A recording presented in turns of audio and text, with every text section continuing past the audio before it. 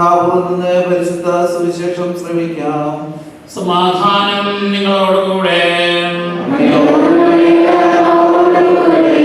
വിശുദ്ധ ലൂക്കാ അറിയിച്ച നമ്മുടെ കർത്താവ് യേശു മിശിഹായുടെ പരിശുദ്ധ സുവിശേഷം.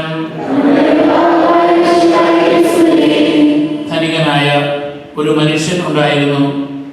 അവൻ ചെമന്ന പട്ടും മൃദുല വസ്ത്രങ്ങളും ധരിക്കുകയും എന്നും ആർഭാടപൂർവം ഭക്ഷിച്ച് ആഹ്ലാദിക്കുകയും ചെയ്തിരുന്നു. അവന്റെ പടിവാതിൽക്കൽ ലാസർ എന്നൊരു ദരിദ്രൻ വ്രണബാധിതനായി കിടന്നിരുന്നു. ധനവാന്റെ മേശയിൽ നിന്ന് വീണിരുന്നവ കൊണ്ട് വിശപ്പടക്കാൻ അവൻ ആഗ്രഹിച്ചു. മാത്രമല്ല, നായ്ക്കൾ വന്ന് അവരുടെ വ്രണങ്ങൾ നക്കിയിരുന്നു. ആ ദരിദ്രൻ മരിച്ചു. ദൈവദൂതന്മാർ അവനെ അബ്രാഹത്തിന്റെ മടിയിലേക്ക് സംവഹിച്ചു. ആ ധനികനും മരിച്ച് അടക്കപ്പെട്ടു. അവൻ നരകത്തിൽ പീഡനങ്ങളിലായിരിക്കെ കണ്ണുകൾ ഉയർത്തി നോക്കി. ദൂരെ അബ്രാഹത്തെയും മടിയിൽ ലാസറിനെയും കണ്ടു.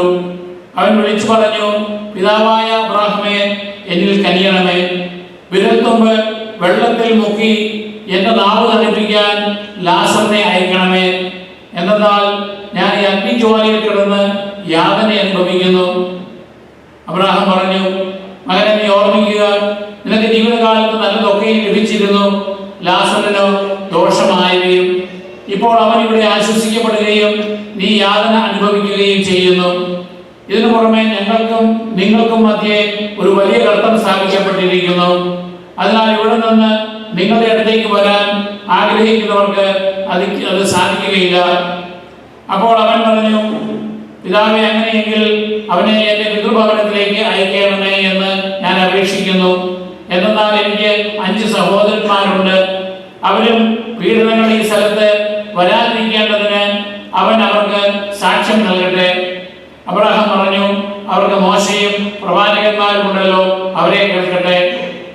അയാൾ പറഞ്ഞു, പിതാവായ അബ്രാഹാമേ, അങ്ങനെയല്ല. മരിച്ചവരിൽ ഒരുവൻ എന്ന് പറഞ്ഞാൽ അവർ മാനസാന്തരപ്പെടും.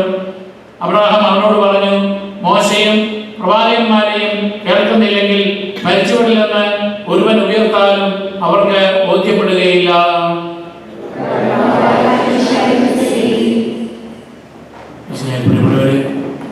നമുക്ക് ഏറെ സുപരിചിതമായ ഒരു കഥയാണ് ഈശോ പഠിപ്പിച്ച ഈ ധനവാന്റെയും ലാസറിന്റെയും ഉപമ. എന്നാൽ അത് കുറച്ചുകൂടി ആഴത്തിൽ ചിന്തിക്കുമ്പോൾ, പ്രത്യേകിച്ച് അതിലെ ഓരോ വാക്യങ്ങളുടെയും അർത്ഥം മനസ്സിലാക്കുമ്പോഴാണ് അതിൻ്റെ ആഴം മനസ്സിലാക്കുക, അതിൻ്റെ ഇന്നത്തെ കാലഘട്ടത്തിൽ നമുക്കുള്ള പ്രസക്തി മനസ്സിലാവുക. ഇവിടെ ഒരു ധനികനായ മനുഷ്യനുണ്ടായിരുന്നു എന്ന് പറയുന്നുണ്ട്. അവന് പേര് പറയുന്നില്ല. അവൻ ലോകത്തിന്റെ ദൃഷ്ടിയിൽ അവൻ സമ്പന്നനാണെങ്കിലും ദൈവത്തിന്റെ ദൃഷ്ടിയിൽ അവൻ സമ്പന്നനല്ല. അതുകൊണ്ട് തന്നെ അവനൊരു പേര് കൊടുക്കാൻ ഓർത്തല്ല എന്നതുകൊണ്ടാണ് ഈശോ അവനൊരു പേര് കൊടുക്കാത്തത്. എന്നാൽ ലോകത്തിന്റെ മുമ്പിൽ ഒരു നികൃഷ്ടനായി കാണപ്പെടുന്ന മനുഷ്യനാണ് ലാസർ. അവന് ഈശോ പേര് കൊടുക്കുന്നുണ്ട്. എലയാസർ എന്നാണ് ആ വാക്കിന്റെ അർത്ഥം. അവനെ സംബന്ധിച്ചിടത്തോളം ആ എലയാസർ എന്ന് പറഞ്ഞാൽ ദൈവമാണ് എൻ്റെ സഹായം, ദൈവമാണ് എൻ്റെ ആശ്രയം, ദൈവമാണ് എൻ്റെ രക്ഷ എന്നാണ് അതിൻ്റെ അർത്ഥം. ദൈവം എൻ്റെ ആശ്രയം, ദൈവം എൻ്റെ രക്ഷ എന്നൊക്കെ പറഞ്ഞുള്ള പാട്ടുകൾ നമ്മൾ പാടാറുണ്ട്. അതുകൊണ്ട് അവനെ സംബന്ധിച്ചിടത്തോളം അവന് വേറൊന്നുമില്ല. ഈ ധനികൻ സഹായിക്കുന്നില്ല, സമൂഹത്തിൽ ആരും അവനെ പരിഗണിക്കാനില്ല, അവന് മറ്റേ ആരുമില്ല. അവൻ ആകെയുള്ളത് കുറെ സ്ട്രീറ്റ് ഡോഗ്സ് അല്ലെങ്കിൽ തില്ലപ്പട്ടികൾ നമ്മൾ പറയുന്ന കുറെ പട്ടികളുണ്ട്. അവരാണ് ഇവനോട് കൂടെ ഭക്ഷണം പങ്കുവെക്കുന്നത്. അവനാണ് ഇവന്റെ വ്രണങ്ങളൊക്കെ നക്കി തുറച്ചു കൊടുക്കുന്നത്. ഇവനോട് അല്പമെങ്കിലും കരുണ കാണിക്കുന്നത് ഈ നായ്ക്കൾ മാത്രമാണ്. ഈ ധനികനായ മനുഷ്യൻ സുഖസുഭിക്ഷമായി കഴിയുകയാണ്. അവന്റെ ആർഭാട ജീവിതത്തെ കുറിച്ച് വിശേഷിപ്പിക്കുന്നത് അവൻ പർപ്പിൾ ഡ്രസ്സാണ് ഉപയോഗിച്ചിരുന്നത്. ചുവന്നതെന്നുള്ളത് മലയാളത്തിൽ വിവരിക്കുന്നത് കൊണ്ടാണ് ഇംഗ്ലീഷിൽ പറയുന്നത് പർപ്പിളും സിൽക്കുമാണ് അവൻ ഉപയോഗിച്ചിരുന്നത്. പർപ്പിൾ എന്ന് പറയുന്നത് ഒരു തരം ഡൈ ആണ്, DYE. ആ ഡൈ എന്ന് പറയുന്നത് അത് മെഡിറ്ററേനിയൻ കടലിന്റെ കിഴക്ക് തീരത്ത്, അതായത് ഹോളിലാൻഡിന്റെ ആ പ്രദേശത്തുള്ള കടലിലുള്ള ഒരു തരം സ്നെയിൽ, അച്ചുകൂടത്തെ ജീവികളുണ്ട്, വെള്ളത്തിലുള്ള ജീവികളാണ്. അവയെ ആയിരക്കണക്കിന് 10,000-കണക്കിന് പിഴിഞ്ഞെടുത്താൽ അവയുടെ നീര്, മ്യൂക്കസ് സെക്രീഷൻ, ആ മ്യൂക്കസ് സെക്രീഷൻ മ്യൂറസ് ഫാമിലിയിൽപ്പെട്ട സ്നേഹികളാണത്. അതിന്റെ ഇതെടുത്താൽ പർപ്പിൾ കളറാണ്, അതായത് ചുമപ്പും നീലയും കലർന്ന കളറാണ്. ആ ഡൈ ഉപയോഗിച്ച് വസ്ത്രം കളർ കൊടുക്കുമ്പോൾ അത് സ്വർണ്ണത്തെക്കാളും വിലയേറിയ വസ്ത്രമായി മാറും.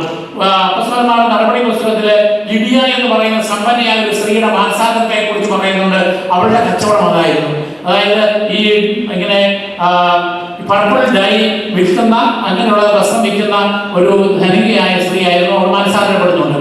അപ്പൊ അതുകൊണ്ട് ഇവൻ അത് അന്നത്തെ കാലത്ത് ഒരു രാജാക്കന്മാരും ഏറ്റവും വലിയ സമ്പന്നന്മാരും അതുപോലെ തന്നെ പഴയ നിയമത്തിലെ പ്രധാന പുരോഹിതന്റെ സ്ഥാനവസ്ത്രത്തിനും ഉപയോഗിക്കുന്ന കളറാണ് ഈ പർപ്പിൾ എന്ന് പറയുന്നത്. വേറൊന്ന് സിൽക്കിനെ കുറിച്ച് പറയുക. അന്നത്തെ കാലത്ത് അത് വിലയേറിയതാണ്. കാരണം ഇന്ത്യയിൽ നിന്ന് ഈജിപ്തിൽ കൊണ്ടുവന്ന് ഈജിപ്തിൽ നെയ്ത് പലസ്തീനായി വിൽക്കുന്നതായിട്ടാണ് ബൈബിൾ പണ്ഡിതന്മാർ പറയുക. അതുകൊണ്ട് തന്നെ അതും വലിയ സമ്പന്നന്മാർ മാത്രം ഉപയോഗിക്കാവുന്നതാണ്. പിന്നെ സുഖസുഭിക്ഷമായിട്ട് അവൻ തിന്നുകുടിച്ച് ആസ്വദിക്കുകയാണ്.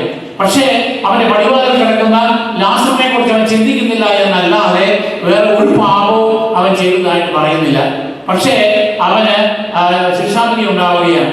ഇത് തന്നെയാണ് ഈശോ പറയുക, നിങ്ങളെ കൊന്നോ അല്ലെങ്കിൽ നിങ്ങൾ ആരെങ്കിലും മോഷ്ടിച്ചെടുത്തോ എന്നുള്ളതല്ല. മറിച്ച് എനിക്ക് വിശന്നു, എനിക്ക് ദാഹിച്ചു, ഞാൻ കർത്തനായിരുന്നു, ഞാൻ പരദേശിയായിരുന്നു, ഞാൻ കാരാഗൃഹത്തിലായിരുന്നു, എന്നെ നിങ്ങൾ അവഗണിച്ചെങ്കിൽ നിങ്ങൾ എന്റെ വലതുഭാഗത്തായിരിക്കാൻ അർഹതയില്ല. നിങ്ങൾക്കായി ഒരുക്കിയിരിക്കുന്ന വിദ്യാർത്ഥിയിലേക്ക് പ്രവേശിക്കുക എന്നാണ് പറയുക. നമ്മളൊക്കെ ചിന്തിക്കുന്നത് ഞാനാരെയും കൊന്നിട്ടില്ല, ഞാനാരെയും മോഷ്ടിച്ചിട്ടില്ല, അല്ലെങ്കിൽ ഞാൻ ആരെയും പരിഹസിച്ചിട്ടില്ല, അതുകൊണ്ട് പിന്നെ സഭയുടെ നിയമങ്ങളെല്ലാം ഞാൻ പാലിക്കുന്നുണ്ട്, അതുകൊണ്ട് എനിക്കാണ് സ്വർഗ്ഗരാജ്യം. ഈ കഥയിലൂടെ ഈശോ പറയുകയാണ്, നീ നിന്റെ ജീവിത പങ്കാളിയെ അവഗണിച്ചെങ്കിൽ, നിന്റെ മക്കളെ അവഗണിച്ചെങ്കിൽ, അല്പം വൈകല്യമുള്ള നിങ്ങളുടെ മക്കളെ നീ പരിഗണിക്കുന്നില്ല എങ്കിൽ, വാർദ്ധക്യത്തിൽ മാതാപിതാക്കന്മാരെ പരിചരിക്കാൻ നിനക്ക് താല്പര്യമില്ല എങ്കിൽ, ഈ തെരുവിൽ കിടക്കുന്ന മനുഷ്യനെ കുറിച്ച് നീ പുച്ഛത്തോടെയാണ് കാണുന്നത് എങ്കിൽ, നിനക്ക് അജ്ഞാതനായ പാവപ്പെട്ടവരെ നീ പരിഗണിക്കുന്നില്ലെങ്കിൽ ഈ സ്വർഗ്ഗരാജ്യത്തിന് നീ അർഹനല്ല. അതുകൊണ്ടാണ് അവൻ മരിക്കുമ്പോൾ വളരെ ആഘോഷമായിട്ട് അവന്റെ മൃതശരീരം അടക്കം ചെയ്തു. പക്ഷേ അവന്റെ ആത്മാവിനെ കൊണ്ടുവരാൻ മാലാഖമാര് വന്നില്ല. എന്നാൽ ഈ ലാസർ, മറ്റുള്ളവരാൽ പുച്ഛിക്കപ്പെടുന്ന ഈ പട്ടികള് വന്ന് നക്കിട്ട് വയ്ക്കുന്ന അങ്ങനെ അവഹേളിതനായി കിടക്കുന്ന മനുഷ്യൻ, അവൻ ദൈവത്തിൽ ആശ്രയിച്ചു. അവന്റെ ദൈവവിശ്വാസം അവൻ നിലനിർത്തി. അവൻ മരിക്കുമ്പോഴും അവൻ ദൈവത്തോട് വിശ്വസിച്ച് പ്രവർത്തിക്കൊണ്ട് കഴിഞ്ഞു. അവൻ മരിച്ചപ്പോൾ അവന് വേണ്ടി ആഘോഷമായി മരിച്ചെടുക്കാൻ ആരും വന്നില്ല. മണക്കാതിരിക്കാൻ വേണ്ടി ആരോ അവനെ കൊണ്ടുപോയി കുഴിച്ചു മൂടി അല്ലെങ്കിൽ കത്തിച്ചു കളഞ്ഞു. പക്ഷേ മാലാഖമാർ വന്നു. അവന്റെ ആത്മാവിനെ മാലാഖമാർ വന്ന് അബ്രാഹത്തിന്റെ മടിയിലേക്ക് കൊണ്ടുപോയി എന്നാണ് സുവിശേഷം രേഖപ്പെടുത്തുക. നമ്മൾ മരിച്ചാൽ മാലാഖ വരുവോ പിശാച് വരുവോ ആലോചിച്ച് നോക്കുക. മാലാഖ വരണമെങ്കിൽ നമ്മൾ ദൈവത്തെ ആശ്രയിച്ചുകൊണ്ട് നമുക്ക് കിട്ടുന്നതായ സമ്പത്ത്, നമുക്ക് കിട്ടുന്ന സമയം, നമുക്ക് കിട്ടുന്ന കഴിവുകൾ, അവസരങ്ങൾ ഒക്കെ മറ്റുള്ളവർക്ക് വേണ്ടി പങ്കുവയ്ക്കുവാൻ വേണ്ടി കൂടിയുള്ളതാണ്. ഞാൻ എനിക്ക് വേണ്ടി മാത്രമല്ല ജീവിക്കേണ്ടത്, മറ്റുള്ളവർക്ക് വേണ്ടി ജീവിക്കേണ്ടവനാണ്. അതാണ് ഒരു വശത്ത് ഈ ധനികന്റെ കഥയിലൂടെ നമ്മൾ കാണുക. ഇനി അബ്രാഹത്തിന്റെ മടി എന്ന് പറയുന്നതിന്റെ കാരണം എന്താണ്? നമ്മുടെ കർത്താവ് വിശ്വസിക്കുക മരിച്ച് ഉദ്ധാനം ചെയ്യുന്നത് വരെ സ്വർഗ്ഗരാജ്യം തുറക്കപ്പെട്ടിരുന്നില്ല. അപ്പൊ അതുകൊണ്ട് പഴയ നിയമത്തിലെ സങ്കല്പം അനുസരിച്ച് ഒരാൾ മരിച്ചാൽ മണ്ണിൽ അടക്കം ചെയ്യും. അപ്പൊ അതുകൊണ്ട് നല്ലവരാണെങ്കിലും ദുഷ്ടന്മാരാണെങ്കിലും അവർ പാതാളങ്ങളിലേക്ക് പോകുന്നു. പാതാളം എന്ന് പറയുന്നത് 2 സെക്ഷൻ ഉണ്ട്. അതായത് നല്ലവരെ സൂക്ഷിക്കുന്ന സെക്ഷനും അതുപോലെ തന്നെ പാപികളെ സൂക്ഷിക്കുന്ന സെക്ഷനും. അതുകൊണ്ടാണ് പത്രോസിന്റെ ലേഖനത്തിൽ പറയുന്നത്, കർത്താവ് മരിച്ച് പാതാളങ്ങളിൽ ഇറങ്ങി മരിച്ചവരോട് സുവിശേഷം പ്രസംഗിച്ചു എന്ന് പറഞ്ഞാൽ നരകത്തിൽ പോയി എന്നല്ല, മറിച്ച് ഈ അബ്രാഹത്തിന്റെ മടിയിൽ എന്ന് പറയുന്നത് വിശ്വാസികളുടെ അവരെ ഹോൾഡ് ചെയ്യുന്ന, സ്വർഗം തുറക്കപ്പെടുന്നത് വരെ ഹോൾഡ് ചെയ്യുന്ന ആദാം മുതലുള്ള നീതിമാന്മാരായ ആളുകളെ ഹോൾഡ് ചെയ്യുന്ന സ്ഥലമാണ്. കാരണം വിശ്വാസികളുടെ പിതാവാണ് അബ്രാഹം. അപ്പൊ അങ്ങനെ അബ്രാഹത്തിന്റെ മടി എന്ന് വിശേഷിപ്പിക്കുന്നതായ സ്വർഗ സമാനമായ ആ പുണ്യസ്ഥലത്ത് അബ്രാഹത്തിന്റെ ആ മടിയിലാണ് ഈ ലാസർ ചെന്നത്. എന്നാൽ നിത്യനരകാഗ്നിയിലേക്ക് അല്ലെങ്കിൽ ശിക്ഷയുടേതായ മാർഗത്തിൽ നിൽക്കുന്നതായ ഈ ധനികനായ മനുഷ്യൻ അബ്രാഹത്തോട് പറയുകയാണ്, ഈ പീഡനങ്ങളുടെ ലോകത്തിൽ എനിക്ക് ആശ്വാസം തരാൻ വേണ്ടി ആ ലാസറിനെ അവന്റെ വിരൽത്തുമ്പിൽ അല്പം വെള്ളമെങ്കിലും മുക്കി എന്റെ നാവ് തണുപ്പിക്കാൻ പെടണം. എന്താ ഈ നാവ് തണുപ്പിക്കാൻ പറയുന്നത്?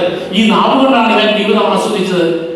രുചികരമായ ആഹാരം ഇവൻ ആ നാവ് കൊണ്ട് കഴിക്കുമ്പോൾ പാവപ്പെട്ട ലാസർ അവന്റെ മേശയിൽ വീഴുന്ന എച്ചിലെങ്കിലും കിട്ടാൻ വേണ്ടി കൊതിച്ച് കിടക്കുകയാണ്. അപ്പൊ അതുകൊണ്ടാണ് ആ നാവ് തണുപ്പിക്കാനായിട്ട് അവനെ അയക്കണമേ എന്ന് പറയും. അപ്പോഴാണ് അബ്രാഹം പറയുന്നത്, ഞങ്ങൾ നിങ്ങൾ തമ്മിൽ വലിയ ഗർത്തമാണ്, അവിടെ ഇങ്ങോട്ട് വരാനോ ഇവിടെ നിന്ന് അങ്ങോട്ട് വരാനോ പറ്റുന്നില്ല. അപ്പോൾ പിന്നെ അവന്റെ അഭ്യർത്ഥന ഏതാണ്? ഒരു കാര്യം ചെയ്യാവോ, എന്റെ 5 സഹോദരന്മാര് എന്നെ പോലെ തന്നെ ഇങ്ങനെ മറ്റുള്ളവരെ കുറിച്ച് യാതൊരു പരിഗണനയില്ലാതെ സുഖസുഭിക്ഷമായിട്ട് കഴിയുന്നു.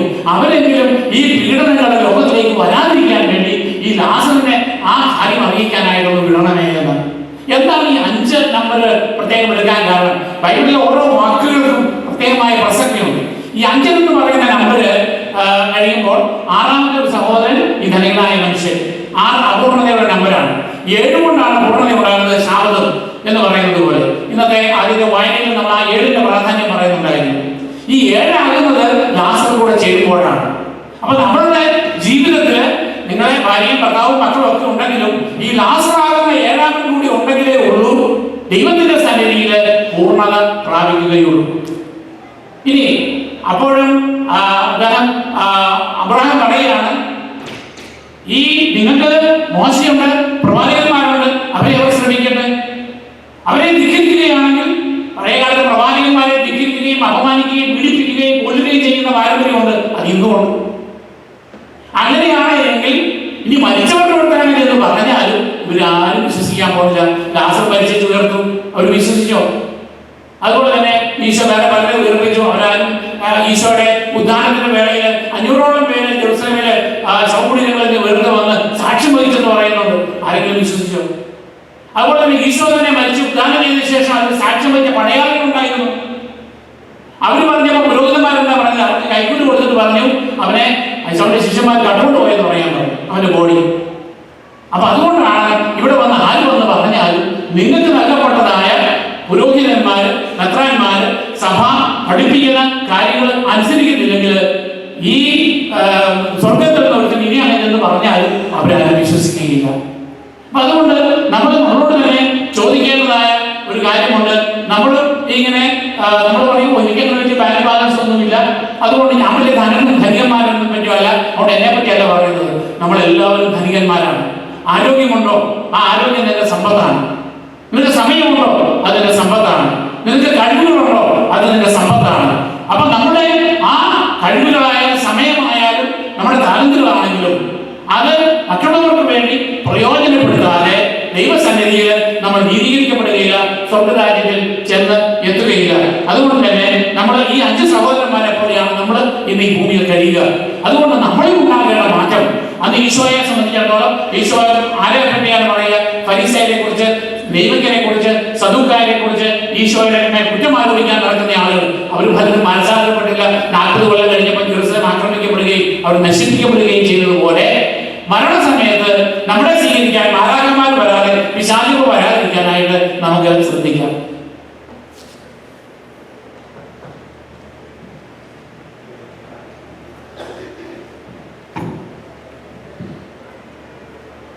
നമുക്കെല്ലാവർക്കും സന്തോഷത്തോടും ഉത്സാഹത്തോടും കൂടി നിന്ന് കർത്താവേ ഞങ്ങളുടെ മേൽ കരുണയുണ്ടാകണമേ എന്ന് അപേക്ഷിക്കാം.